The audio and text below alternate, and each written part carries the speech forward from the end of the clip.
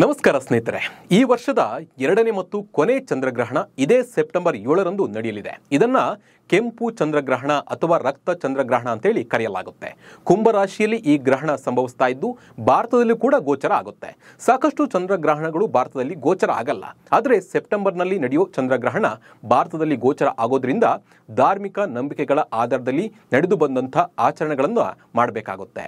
ಈ ಚಂದ್ರಗ್ರಹಣ ಯಾವ ಟೈಮ್ನಲ್ಲಿ ನಡೆಯುತ್ತೆ, ಯಾಕೆ ಕೆಂಪಾಗಿ ಚಂದ್ರಗ್ರಹಣ ಕಾಣ್ತಾನೆ, ಈ ದಿನ ಯಾವೆಲ್ಲ ಆಚರಣೆಗಳನ್ನು ಮಾಡಬೇಕಾಗುತ್ತೆ, ಈ ಸಮಯದಲ್ಲಿ ಅಂದರೆ ಈ ಗ್ರಹಣದ ಸಮಯದಲ್ಲಿ ಯಾವಾಗ ಊಟ ಮಾಡಬೇಕಾಗುತ್ತೆ, ಹಾಗೆ ಈ ಯಾವ ರಾಶಿಗಳಿಗೆ ಇದರಿಂದ ಎಫೆಕ್ಟ್ ಆಗುತ್ತೆ ಅನ್ನೋ ಕಂಪ್ಲೀಟ್ ಮಾಹಿತಿಯನ್ನು ನೀಡ್ತಾ ಹೋಗ್ತೀನಿ. ನಾನು ನಿಮ್ಮ ಶಿವರಾಜ್ ಬಾಣಂಕಿ. ನೀವು ಸುದ್ದಿಯಾನದ ಸಬ್ಸ್ಕ್ರೈಬರ್ ಆಗೋದನ್ನು ಮರಿಬೇಡಿ.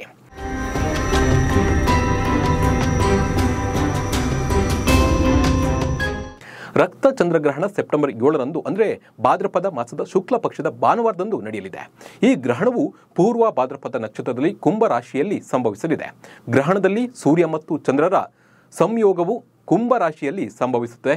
ಸೆಪ್ಟೆಂಬರ್ 7ರಂದು ರಾತ್ರಿ 8:58ಕ್ಕೆ ಪ್ರಾರಂಭವಾಗಿ ಸೆಪ್ಟೆಂಬರ್ 8ರಂದು ಬೆಳಗ್ಗೆ 1:25ವರೆಗೆ ಈ ಒಂದು ಗ್ರಹಣ ಇರುತ್ತೆ. ರಾತ್ರಿ 11ರಿಂದ ಬೆಳಗ್ಗೆ 12:22ರವರೆಗೆ ಸಂಪೂರ್ಣವಾಗಿ ಕೆಂಪಾಗಿ ಕಾಣುತ್ತೆ. ರಕ್ತ ಚಂದ್ರವು ಅಪರೂಪದ ವಿದ್ಯಮಾನವಾಗಿದ್ದು ಚಂದ್ರಗ್ರಹಣದ ಸಮಯದಲ್ಲಿ ಈ ಚಂದ್ರ ಸಂಪೂರ್ಣವಾಗಿ ಕೆಂಪು ಬಣ್ಣಕ್ಕೆ ತಿರುಗ್ತಾನೆ. ಹೀಗಾಗಿ ಇದು ಸಾಕಷ್ಟು ವಿಶೇಷವಾಗಿದೆ. ಭೂಮಿಯ ನೆರಳು ಚಂದ್ರನನ್ನ ಆವರಿಸಿದಾಗ ಒಟ್ಟು ಚಂದ್ರಗ್ರಹಣ ಸಂಭವಿಸುತ್ತೆ ಮತ್ತು ಕತ್ತಲೆ ಆಗುವ ಬದಲು ಚಂದ್ರನು ಗಾಢ ಕೆಂಪು ಬಣ್ಣವನ್ನ ಪಡಿತಾನೆ.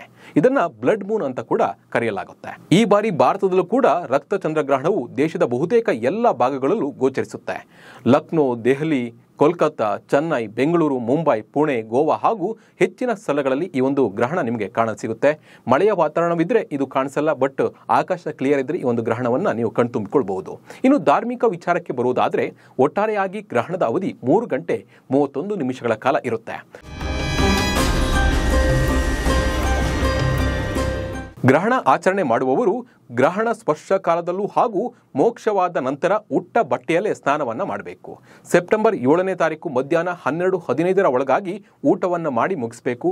ಸಣ್ಣ ವಯಸ್ಸಿನ ಮಕ್ಕಳು, ಅನಾರೋಗ್ಯ ಇರುವಂಥವರು ಹಾಗೆ ಹಿರಿಯವರು ಮಧ್ಯಾಹ್ನ 3:15ರವರೆಗೆ ಆಹಾರವನ್ನು ಸೇವನೆ ಮಾಡಬಹುದು. ಅಂದರೆ ಆ ಟೈಮ್ನೊಳಗೆ ಊಟವನ್ನು ಮಾಡಿ ಮುಗಿಸಬೇಕು.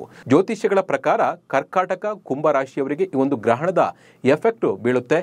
ಇದು ಮನಸ್ಸಿನ ಚಂಚಲತೆ, ವ್ಯವಹಾರದಲ್ಲಿ ಸಮಸ್ಯೆ ಮತ್ತು ಆರೋಗ್ಯದ ಮೇಲೆ ಪರಿಣಾಮವನ್ನು ಬೀರಬಹುದು. ಶುಭ ಕಾರ್ಯಗಳಿಗೆ ಅಡ್ಡಿಯಾಗುತ್ತೆ. ತಾಯಿಯ ಆರೋಗ್ಯ ಚೆನ್ನಾಗೇ ಇರೋದಿಲ್ಲ. ದೈಹಿಕ ನೋವು ಕೂಡ ಇರಬಹುದು. ಹಾಗೆ ಆರೋಗ್ಯದ ಬಗ್ಗೆ ನೀವು ಕಾಳಜಿಯನ್ನು ವಹಿಸಬೇಕು. ಈ ಸಮಯದಲ್ಲಿ ಶಾಂತವಾಗಿರಲು ಒಂದು ಪ್ರಯತ್ನಿಸಿ ಮತ್ತು ಜಗಳದಿಂದ ದೂರವಿರಿ. ಚಂದ್ರನ ಆಶೀರ್ವಾದ ಪಡೆಯಲು ಶಿವ ಪಂಚಾಕ್ಷರಿ ಮಂತ್ರಗಳನ್ನು ಪಠಿಸೋದು ಉತ್ತಮ. ಇನ್ನು ಈ ಸಮಯದಲ್ಲಿ ಉದ್ದು, ಭತ್ತ ಅಥವಾ ಅಕ್ಕಿ ಚಂದ್ರ ಬಿಂಬದೊಂದಿಗೆ ತಮ್ಮಿಂದ ಸಾಧ್ಯವಾದಷ್ಟು ದಾನ ದಕ್ಷಿಣವನ್ನು ಕೊಡಬೇಕು ಅಂತ ಜ್ಯೋತಿಷ್ಯ ಹೇಳುತ್ತೆ. ಇನ್ನು ಕನ್ಯಾ ರಾಶಿ, ವೃಶ್ಚಿಕ ರಾಶಿ, ಧನುರಾಶಿ, ಮಿಥುನ ರಾಶಿ, ಮೇಷ ರಾಶಿಗಳಿಗೆ ಸಾಕಷ್ಟು ಒಳ್ಳೆಯದಾಗಲಿದೆ. ಹಣ ಮತ್ತೆ ಆರೋಗ್ಯ ಮತ್ತೆ ಯಾವುದೇ ಒಂದು ಸಮಸ್ಯೆ ಇದೆ ಅದೆಲ್ಲ ಬಗೆಹರಿಯಲಿದೆ ಅಂತ ಹೇಳಿ ಜ್ಯೋತಿಷ್ಯ ಹೇಳುತ್ತೆ. ಜ್ಯೋತಿಷ್ಯವನ್ನ ನಂಬುವವರು ಪೂಜಾ ವಿಧಿವಿಧಾನವನ್ನು ಅನುಸರಿಸಿ, ನಂಬದವರು ಕೆಂಪು ಚಂದ್ರನನ್ನ ಆಗಸದಲ್ಲಿ ನೋಡಿ ಕೌತುಕವನ್ನ ಕಣ್ತುಂಬಿಕೊಳ್ಳಿ. ನಮಸ್ಕಾರ.